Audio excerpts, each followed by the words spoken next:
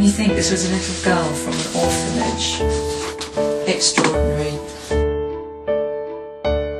Gabrielle Chanel was the most enigmatic and mysterious of women.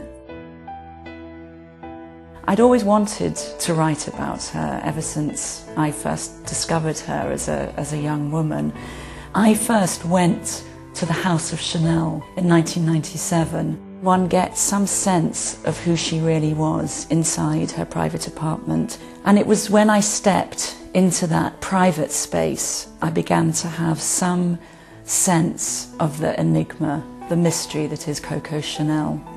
And there, everybody came from Picasso to Diaghilev to Stravinsky to Nijinsky. They all came to pay court to Coco Chanel. A number of books have already been written about Coco Chanel, as you would expect, but as a biographer, I was given this extraordinary access. I was allowed not only into the apartment and into the Chanel archives, but also I was allowed to write in the apartment. The extraordinary thing about sitting in that apartment was that I was allowed to be there very late at night. And as the House of Chanel empties, it gets quieter and the shadows grow. There's a sort of ghostly presence there. You feel that if you turned around fast enough, you might even see her reflected in the mirror. People tend to associate Chanel with light, with the diamonds, with the pearls, with all the glitter of fashion. But there was a darkness at her heart as well. And to understand that, you have to go back to the very, very beginning, to a little place called Aubazine in central France.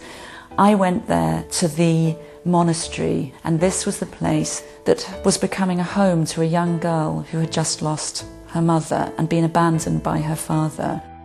One of the most startling things about Aubazine is that there's no figurative stained glass, but there in these windows is a clearly recognisable origin, I think, of the double C logo.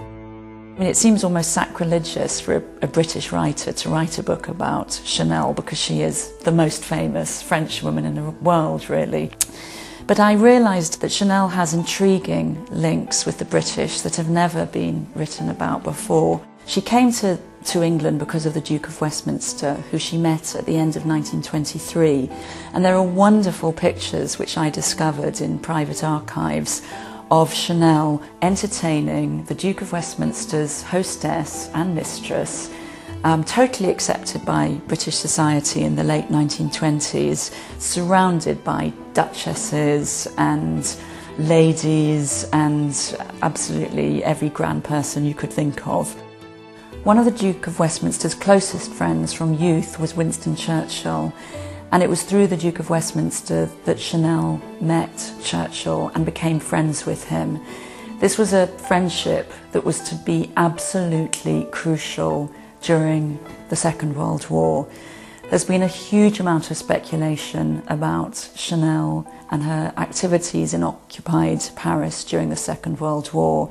Some people may have heard that she had a relationship with a German officer. But what I discovered in the course of researching my book, and I spent a lot of time in military archives, in police archives, in the Churchill archives, and in security service archives, was that the truth was far, far, far more complicated.